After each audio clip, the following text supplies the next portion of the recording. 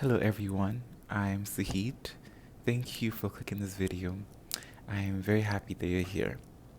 So for the past month now, I've been reading this book called Moon of the Crusted Snow by waubgeshig. It is a Canadian literature that I'm reading as a part of a book club that I'm in at my community college, in which we're reading about indigenous Canada.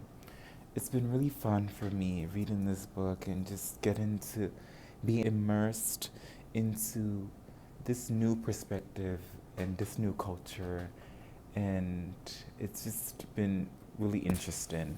And today I'll be reading chapter 22, which starts part 2. um, it says Bibon, which basically means winter. Part 2, Bibon, winter.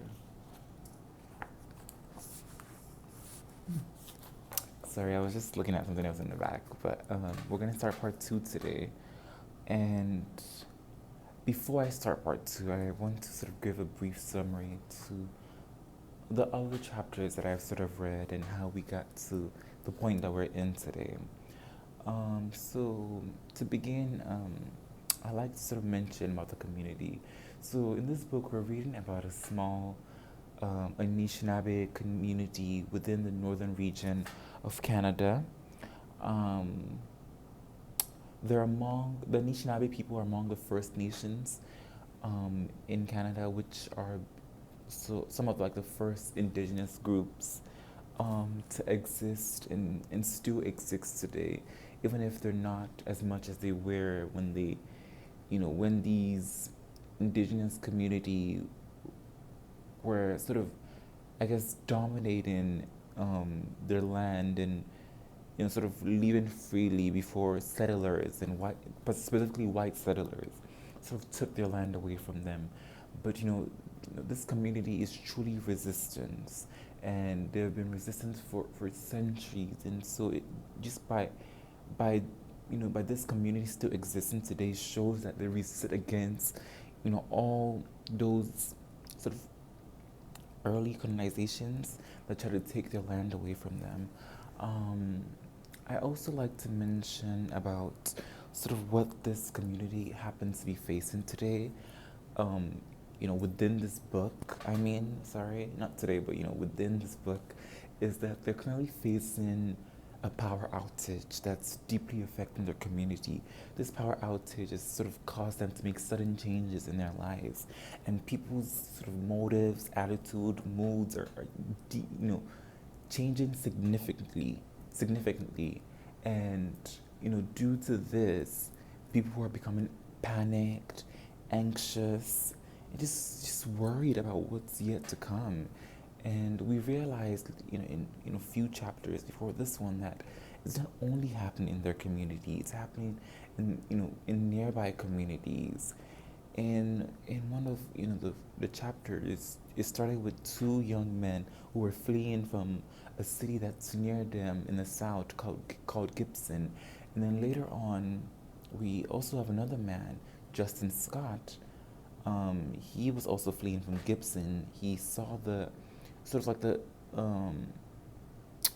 he saw the tracks of the previous two young men, Kevin and Nick, who were fleeing from their campus to come back home because of what has escalated in Gibson. They also had a power outage, and due to that power outage, people started, engaging in immense violence. There were hungry mobs. People started dying, and so they felt as though they had to get out of that. And then we later have Justin Scott, who's also trying to escape and find a better sort of circumstance for himself, but he's still like a unusual sort of person. He just happens to have found this place. He never lived there. The other guys lived there, but people don't really trust him.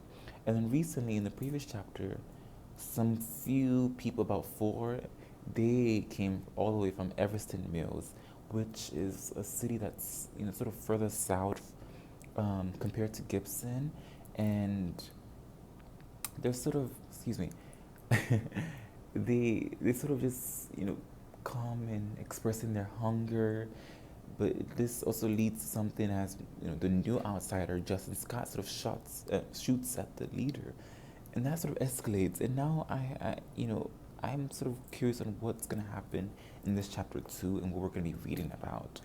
And so let's get right on to it.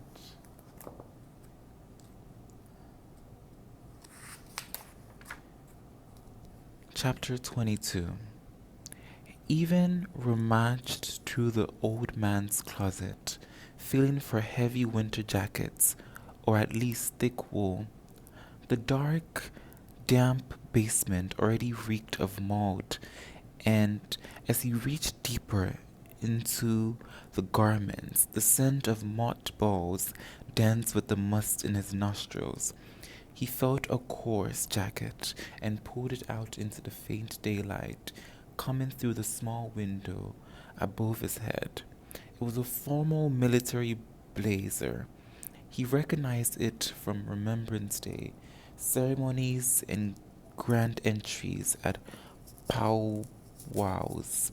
He remembered the old man looking proud and mighty every time he put it on. But here, in this lonely, near empty basement, it looked stiff and rotten. Even held it higher for a better look. The blue wool had faded and felt thin. He noticed that the bottoms on the sleeves and the breast weren't actually gold as he had always thought as a child. They were brass and tarnished. He ran his clasped fingertip across the three smaller ones on the jacket's left wrist, feeling the bumps and grooves of the tiny crest. He pictured the old man holding the eagle staff proudly, wearing this military garb. The button's golden charm had seemed to accentuate the flags and feathers on the ceremonial stave, but they no longer shone. They never did, really. Even wondered if Remembrance Day would ever happen again. The wood furnace in the middle of the room blasted heat that dissipated as it reached the unfinished concrete walls. He replaced the jacket and closed the closet door, then fed another 5 pieces of wood into the furnace. Isaiah would come later in the evening to feed the fire again for the old lady. Eileen was sitting at the kitchen table, sipping from the tea she had promised Even. She still had an old wood cook stove in her kitchen, and she could handle keeping it stocked, but she was too frail now to load the furnace in the basement. The main floor was toasty, and it comforted Even to know that Eileen was okay. He took off his jacket and placed it on the back of the wooden chair across from the elder. She put down her cup and smiled at him through her big glasses. "Everything okay down there?" she asked. Even looked down at the full cup in front of him, then to hers. She wrapped her thin, wrinkled fingers around the hot glass for warmth. The sleeves of her pink sweater were fraying at the end. "Yeah, everything looks good. You got lots of wood still," he replied. "Easy will be by tonight to top it up. I really appreciate you boys doing this for me. Chi Miigwech." "It's nothing, Auntie. We're happy to help." Eileen was the last of the generation raised speaking Anishinaabe Moen with little English at all. She was one of only a few dozen left who could speak their language fluently. She remembered the old ways and a lot of the important ceremonies. She had more knowledge than everyone else about the traditional lives of the Anishinaabe. "Anish eze bimadisian?" he asked. "Minoya, I'm warm. I have lots to eat. I get a lot more company these days. That's good. We want to make sure everything's okay around here. How are you doing?" He paused. He couldn't remember the last time someone had asked him that. His pace had been frenetic in the strange darkness of this new era. I'm good, I guess. How are the kids? Oh, they're good. They've been spending a lot of time outside. I don't think they miss school at all. He chuckled and she giggled. What about your Baskim? Oh, she's tired, but she's getting by. She really appreciates all the things you're teaching her about the old medicine ways, but she still gets stuck at home a lot with the kids while I'm not here doing stuff. Well, you make sure you spend some time with her. Go for a walk in the bush. When the spring comes, ask her to show you some of the medicines. She will know a lot now if she remembers all the stuff from when I used to take her and all the young girls out there. It will be important if we don't get any new supplies in from the hospital down south. Even thought of Nicole at home, trying to prepare herself for the skills they would need if the power was gone for good while struggling to keep the children occupied. He felt a twinge of guilt. She often looked tired these days. She didn't talk as much as she used to and hardly smiled anymore. No one smiled much this winter. That's a good idea, he said. Maybe I'll take the kids over to my parents' place tomorrow or the day after. Your mom will appreciate the cool, calm time. Yeah, for sure. He brought the hot tea to his chapped lips and sipped. The liquid seeped into the cracks and burned, but he showed no reaction. He'd learned to keep his thoughts behind a careful mask. He could not show weakness, especially now, but the old woman could still make him smile. Did you find anything down there in Eddie's closet? She asked. I found one of his old army jackets, but I didn't want to take it. The one he wore for ceremonies? Yeah, that one.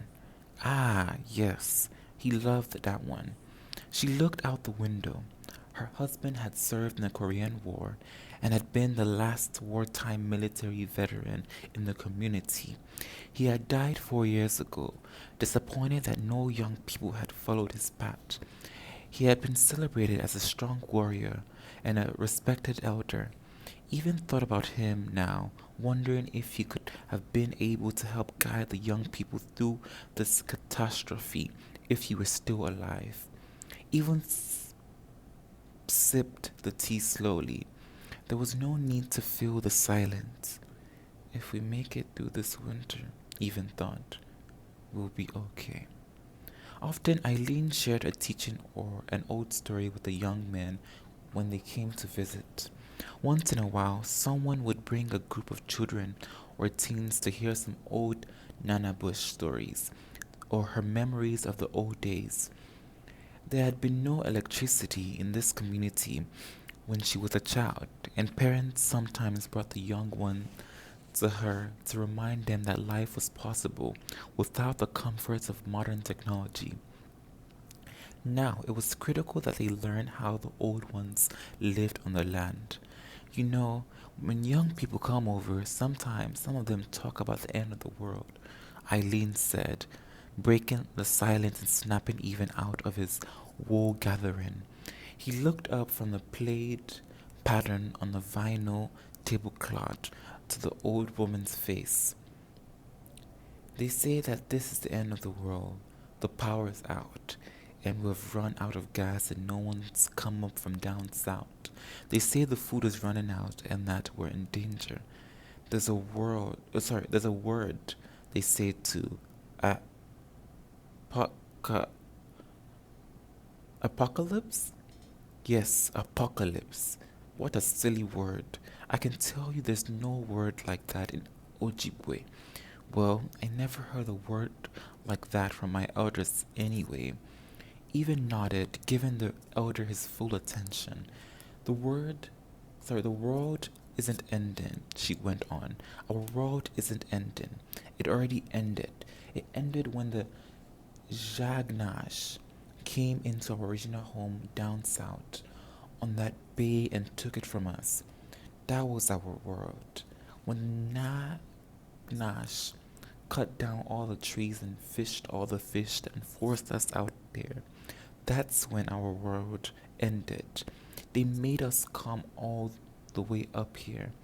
This is not our homeland, but we had to adapt, and luckily, we already knew how to hunt and live on the land. We learned to live here. She became more animated as she went on. Her small hands swayed as she emphasized the words she wanted to highlight. But then they followed us up here and started taking our children away from us. That's when our world ended again. And that wasn't the last time. We've seen what's the word again? Apocalypse. Yes, apocalypse. We've had that over and over, but we always survived. We're still here, and we'll still be here if the power and the radios don't come back on, and we never see any white people ever again. Even gazed back down to the table. He felt his shoulders ease and his chest open up. He was tired, but he gave him hope. You're right, Auntie, he said. I never thought of it that way. He smiled, and she smiled back, crow's feet creasing at the corners of her eyes. Well, I should probably head back out there, he said, as he tipped back the cup into his mouth. Okay then. Busy day? Not really. Just gotta tie up some loose ends. He didn't want to tell her the morbid details of his next task. He got up and put on his jacket and zipped it up. He took the black toque out of his right pocket and pulled it over his shaggy black hair, which nearly hung into his eyes. He said miigwech and smiled before walking out the back door. His sturdy yellow snowshoes were propped up against the porch. Even sat on the step end, his hands bare, threaded the leather straps through the metal buckles at the heels and toes of both feet. He lifted each foot and shook it to ensure the shoe was snug. He shooed around to the front of the house and through the deep snow on the driveway. The snow continued to fall as it had for days, whiting out nearly everything, save for the homes and the trees that were tall enough to rise above the snow line. He looked back at Eileen's house one more time and saw her in a large picture window, waving. He smiled and waved back. The smoke coming from the chimney put him at ease. She would be okay for another day. He walked onto the road, now devoid of trucks and cars. Once the diesel supply became critically low, the plugs had stopped running. Most of the town's trucks and cars had run out of gas anyway. Within a few days of steady snowfall, the roads had become impassable. 2 weeks earlier, the diesel had finally ran out. It came as little surprise to most. Still, it had resulted in a handful of frustrated people storming the shop to demand some sort of solution, still clinging to the idea that other people could fix their problems. In reality, there was a small amount of diesel left for one last burst to boost the generators to reconnect to the hydro grid if it came back online, or to fuel up vehicles once again from some sort of voyage somewhere to get supplies to connect with another community to consolidate resources. Either possibility seemed remote, so Even was now doing his rounds on foot, checking in on the elderly or those who needed help keeping their fires burning or making food. He didn't really have an official job anymore. The band administrator had essentially dissolved, save for organizing weekly food handouts from the cachet. Some people still saw theory, and the rest of the council as the figureheads of the community, but their influence was greatly diminished. Walter was the one council member most people now turned to if they needed a problem solved, and Walter, in turn, relied on even Isaiah and Tyler. Otherwise, people had retreated to their family groups or had now fallen under the spell of Justin Scott's promises or earlier living under his authority. Alliances were forming and shifting, and even was uneasy. The hypo- sorry, the hypnotic crunch of his steps was the only sound he heard on this still day. The afternoon chill was deep, and people kept indoors if they could. Grey smoke pumped from each chimney. The crust of the snow he broke was thicker than his snowshoes. He kicked up frozen shrapnel each time he raised a foot. A fine powder lay underneath. The conditions made him think of the specific time of the year. There's a word for this, he thought, trying to remember with each high step across the hard snow, his knees raised as if to rev his mind into higher gear. He looked up to the lumpy clouds in the hope that the word would emerge like a ray of sunlight through the overcast sky. Ona Beni Kisi, he proudly proclaimed out loud, the moon of the crusted snow. His words felt flat on the white ground in front of him, and he wondered which month that actually was. Ona Beni Kisis usually referred to February, but it would also apply to early March. He remembered hearing two teachers dispute about it when he was younger. One of them was convinced it meant a time at the peak of winter, when the weather was so cold the snow simply froze over. The other said it was later in the season when the weather fluctuated between freezing and milder temperatures, causing the snow to melt and then freeze again, creating a crust. Even thought it must still be deep winter, and that this crust he was walking through was the first teacher from his memory was talking about. There had been no mild weather yet. The deep freeze was unrelenting. The wind howled. Blizzards continued to blow in. There were calm, sunny days of bearable temperatures, but otherwise there was no real respite from the harshest of seasons here in the north. The crusted snow moon sounded severe to him. He agreed with the first teacher. This must be the park of Ona Benikisis, he thought. He had stopped counting the days and weeks long ago. There was no point anymore knowing if it was Tuesday, the 21st, of whatever.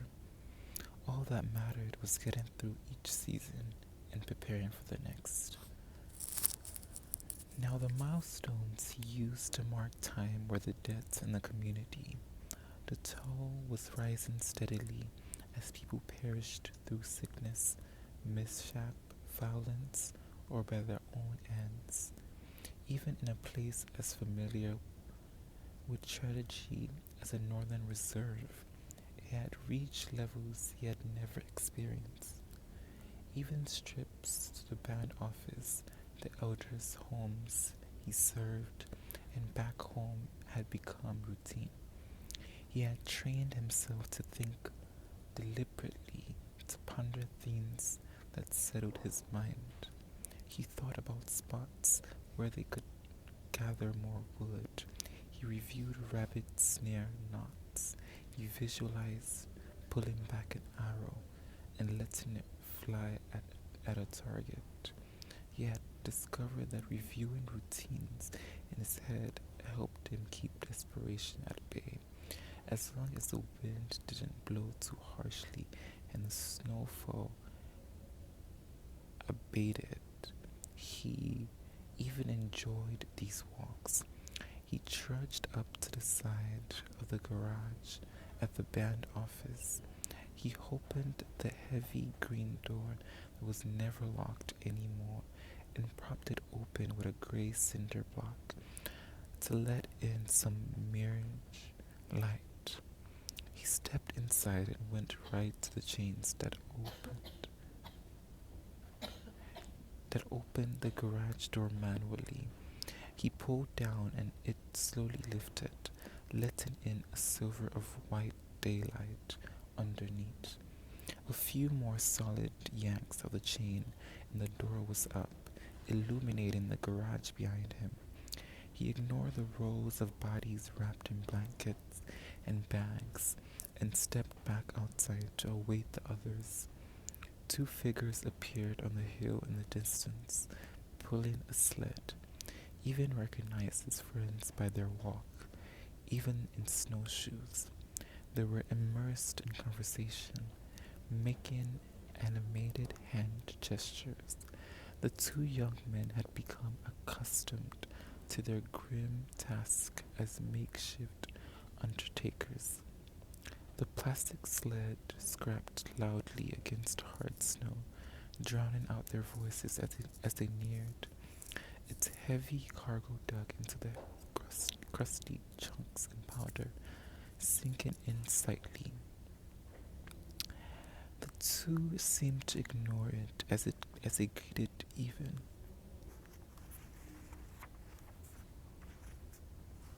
"Hey, Eve, get a load of this fucking guy," said Isaiah.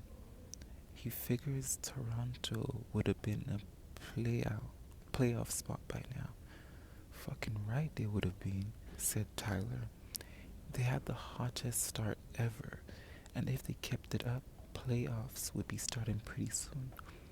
"Well, one of you is full of shit, that's for sure," Even smiled, shaking his head. "But I guess we'll never know who. Just watch, all this shit's gonna come back on, and they'll be in the playoffs. They've probably been playing this whole time, and we just been in the dark," said Tyler. He had been one of the best young players on the reserve and had been scouted for a junior team in Gibson when he was 15.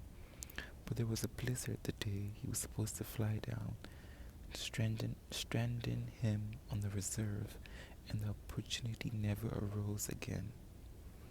Despite Tyler's optimism, even doubted the lights would ever come back on.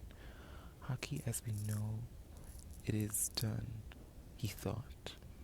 He shook off that notion and focused on the job they had to do. Today it was Johnny Migas they would lay to rest in the garage. "So, how was it, getting old Johnny here?" Even asked, jutting his chin towards the black body bag on the sled. It was difficult for him to square the long black lump before him with his mental image of the elder. Isaiah twisted to look back at the sled. "He was pretty stiff by the time we got there," he said. "We had trouble getting him into the bag." "All his kids and grandkids were there," said Tyler. "They were all pretty upset. It was a rough scene." "Do they know what happened to him?" asked Even. "They think it was his heart or his diabetes. Probably a combination of things," added Isaiah. "Matter of faulty. He was never one to reveal much emotion." "Yeah, I guess we don't really know," stated Tyler. "Too bad. Anyways." They left it at that and pulled the sled into the garage. It was a tragic routine the three had been assigned earlier in the winter, and it had become one of their primary jobs, now that there wasn't any more plugging to do. When word got around that there was a death was up to them to collect the body and bring it here to the garage, where it would wait out the winter. The community would bury their loved ones after the spring thaw. Even squatted at the head of the body and slid his hands underneath the shoulders. Tyler positioned himself to pick up the legs. They gave each other a quick nod and heaved upwards, even took a few steps backward to his left, and they carefully placed Johnny beside Mark Whitesky. Evan's older cousin, who had frozen to death not far from his house a few days earlier. Evan hadn't decided if he thought his cousin had had an accident or if he had killed himself by walking out into the cold. After they had settled Johnny, they surveyed the room to ensure everything was as they left it last time. The makeshift morgue housed 21 bodies, lined neatly in 3 rows. Johnny Megas closed out the third. The garage had room for at least 3 more, and they would squeeze in more with some rearranging. But with each body, the 3 friends hoped it would be the last. In the back left corner lay young Jenna and Tara Jones, the first to go. Their bodies were moved here after the leaders had come to the grim realization that there would be more deaths over the winter and that they would need somewhere cold to keep them until spring. Soon after, Jacob McLeod was found hanging from a tree in the bush behind his parents' house. Friends said that he'd been overwhelmed by the guilt of letting the young woman walk home drunk on a frigid night.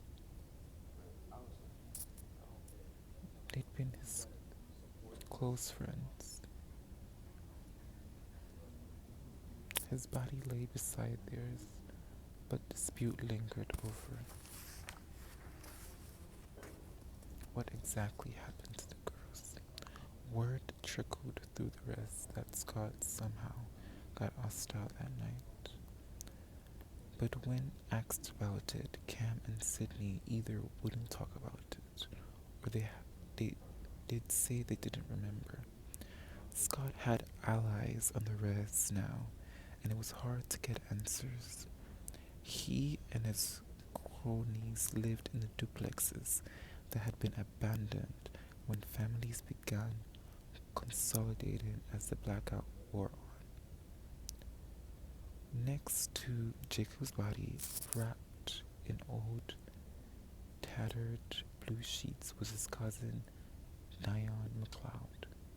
He had shot himself a few days later near the tree where Jacob had died. One suicide often led to another among the young people in the compounding tragedy squeeze, the stammering heart of the reserve. In the next row were mostly people who had died of natural causes. Many were elderly. Johnny Megas was neatly lined up with the rest of them. "Journey well, Johnny," said Tyler. "He's definitely on his way to a better place than this," muttered Isaiah. "We don't gotta do anything else, do we?" "You said they had a ceremony at his house?" asked Evan. "Yeah. Nah, I don't think we gotta do anything. Just pay your respects on your own, I guess." Isaiah and Tyler nodded silently. Might as well go home. Evan pulled at the chains to shut the large garage door, shrouding the bodies once again in darkness. He knew they'd be back, likely sooner than later. And that is the end of chapter 22. Guys, first of all, I just want to say that I'm currently in a public library at my campus. Well, maybe not a public library, but a school campus library. And it's really awkward because I'm sitting on the carpets and people are like walking around near me, and I'm trying not to sort of speak too loud, and so that's why I had moments which I would stop briefly because somebody walked past me or something. But anyways, let's sort of talk about chapter 22. I know that I recorded two different clips because the first time I was in a study room, and then the second time I happened to be sitting in this library, and so it's been a lot going on. But anyways, to sort of summarize chapter 22, we sort of have a moment that we know we're walking into winter, and it starts sort of the February season, because around this time it's like February. And as I'm summarizing, I'm just going to slightly go back to just sort of give myself little things to be able to remember. So it started with Even White Sky doing one of his visits that has become one of his routine, and his visit is sort of like going to visit the elders and make sure they're good, because over this period of winter and the cold getting worse, things are becoming slightly bad for the community and people are starting to die. And so he has made it a routine to check on the elders, and the elder he was checking on at that time was Eileen, who we were introduced to in some of the previous chapters. And Eileen is one of the last generation of anishinaabe who still speaks the language and is very strong about the culture and tradition. And there's a moment in which he remembers about someone who's close to Eileen, and it was just a moment in which he got to sort of bond with Eileen, and she sort of is while he's making sure she's okay, she's also asking questions like, how are you doing? How are your family, your wife? And she's just sort of giving him advice and sort of also, reminding him of the old days of, how the elders were able to survive when they didn't have electricity and didn't have these modern technology. And they have a moment in which they sort of talk about what young people are sort of calling the state that this community is currently in, which was apocalypse. There was a funny moment in which she was trying to pronounce it, and she couldn't pronounce it, but even then it helps her sort of recognize what she was trying to say, and that was really funny to me.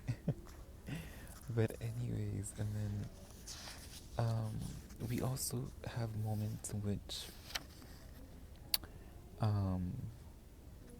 after that, I'm just slightly going back to remind myself. Yeah, when he sort of remembers a word for the specific time that they're in the year, which is around February, when the winter is just really to the point in which the snow is freezing. He sort of remembers the word, and the word was onabenigizis. This is something that basically means the moon of the crusted snow, because it's gotten to a point it's really cold, and it's sort of the peak winter time, and it's the harshest season in the north, on the northern reserves. Later on, we also sort of get into sort of the dark parts of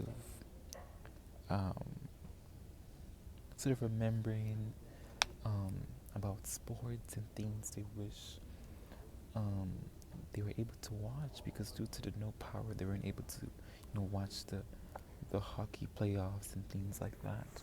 So that was unfortunate to read about. And then we read about something even much darker, in which one of the community members, who was a male elder, Johnny Miguez, who unfortunately passed away due to maybe the stress, the cold, his possible illness such as diabetes, maybe even his heart, but they don't really know the exact reason why he died. But unfortunately, he is dead, and he's among, the other elders who have also unfortunately passed out during this time. And then there are even, not even people that are not old that are dying. One of the guys, I don't remember his name, but he hung himself on a tree.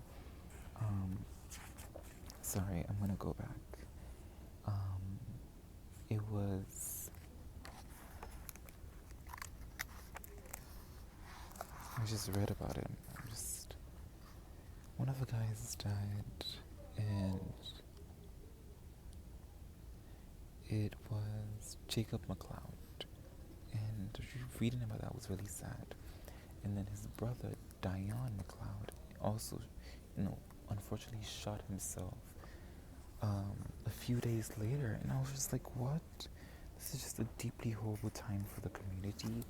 And reading that just made me sad because, it's getting to the point where things are getting worse in this community, and people are starting to even do things like commit suicide because they just can't take it. And so you have to really think. I've mentioned this in the previous chapters of how, when people deal with unfortunate circumstances like this, the human motives, the attitudes, and moods really change significantly, and people do things. They're not, they're just out of fear, out of panic, out of anxiousness, and yeah, people do bad things like this, and it's really sad reading about that. Yeah, that's sort of like a summary of chapter 22. Thank you so much for watching this video. I really appreciate your support. If you enjoyed this video, please kindly subscribe,